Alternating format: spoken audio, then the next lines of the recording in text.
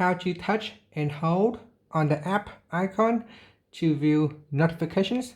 So here you can see if I touch and hold, it will show notifications. If you do not see notifications showing up in this pop-up window, then you will need to turn it on. To do that, first tap on the home button to go back to the home screen.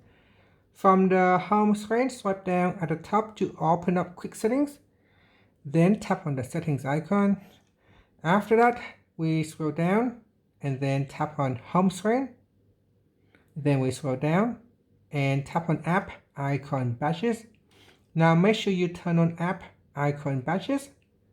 And then we go down and tap on notifications on app icons. So make sure this is turned on. Once you turn this on, you can touch and hold on the app icon to show the notifications. So here if I touch and hold, it will show the notifications. And if I switch it off, you can see that if I touch on it, touch and hold on the icon, it will not show the notifications. So if you like to use that feature, you can switch it on. And that's it. Thank you for watching this video. Please like and subscribe to my channel for more videos.